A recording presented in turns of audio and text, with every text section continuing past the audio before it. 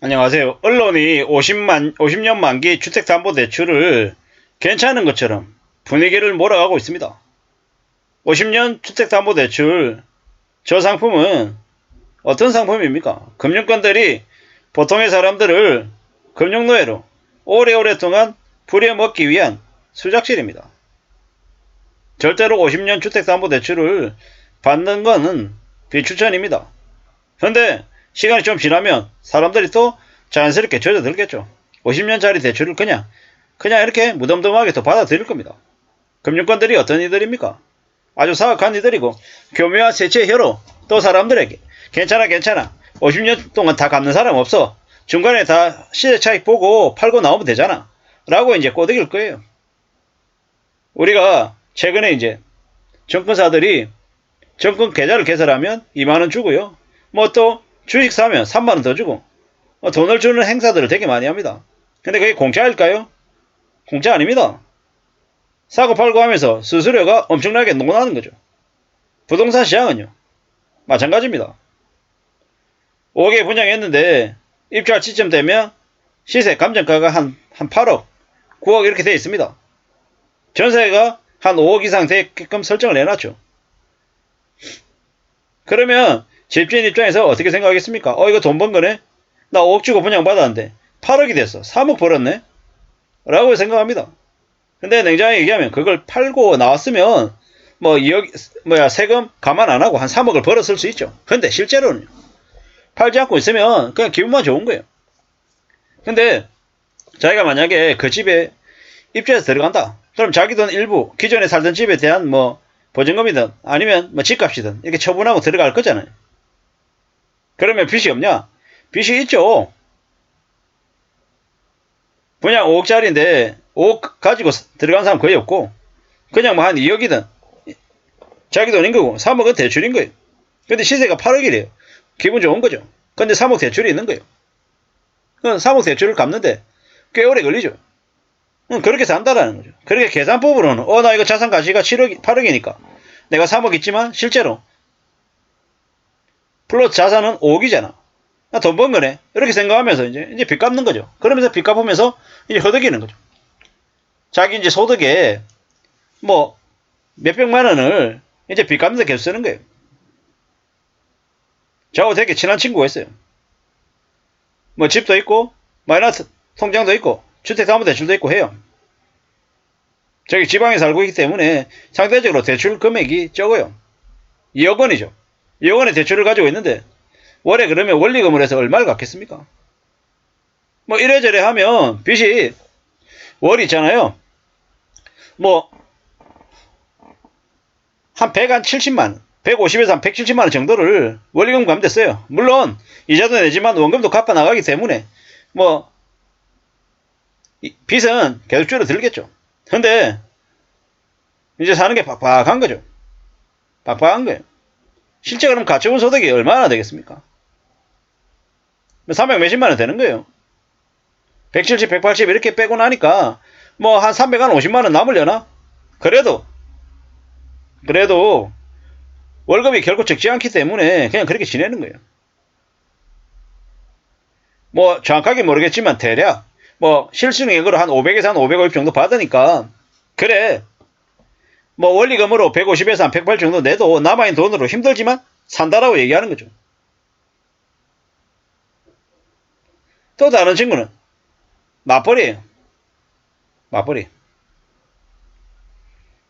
실수령액으로 남편은 450 받고 와이프가 한 400 받아요. 합한 850이잖아요. 그럼 되게 넉넉한 거잖아요. 근데 뭐냐? 원리금으로 300 이상 내요. 그러면 맞벌이 해가지고 850을 버는데 원리금으로 300만 원을 낸다. 300만 원, 한 330만 원 이쯤 되는 것 같아요, 대략.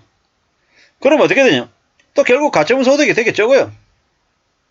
그냥 둘이 벌지만 실제로 생활비가 실제로 쓸 수 있는 돈이 그냥 주담대 대출 때문에 알아서 쪼그라든 거죠.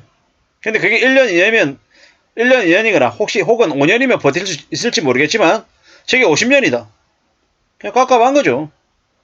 그냥 내가 벌어가지고 혹은 부부가 벌어가지고 알아서 그냥 은행에 150, 250, 300 갖다 주는 모습인 거예요. 그게 3년, 5년은 끝나는 게 아니라 50년 동안 그러면 어떻게 살까? 은행 입장에서는 대박이죠. 그렇게 오랫동안 이자를 상납하는 그냥 호구가 있는 거니까요. 저렇게 50년 만기 주담대하면 은행들, 금융권들 아이고 연봉이 뭐 평균 연봉이 1억이 아니라 1억 5천, 2억도 되겠다라는 생각도 들 정도입니다. 원금보다 더 많은 이자를 내야 되는 게 저 50년 만기 주담대인데 저걸 이용해가지고 집을 사겠다고 뛰어들면 어떻게 될까? 큰일 날 것 같은데. 앞으로 중장기적으로 집값이 무조건 우상향 하겠냐? 금리가 계속 어떻게 되겠냐? 뭐 잘 생각해 볼 필요가 있죠. 원금 3억에 이자만 4억 낼 수 있다가 아니라 이자만 6억을 낼 수도 있다. 7억을 낼 수도 있다라고 생각해야 됩니다. 3억 빌리고 10억 내야 되는, 10억 갚아야 되는 말도 안 되는 일이 벌어질 수도 있어요. 그게 현실입니다. 그러한 현실을 안 보고 그냥 당장 분양받으면 3억짜리인데 받으면 6억대인데 더블된대. 대박이지.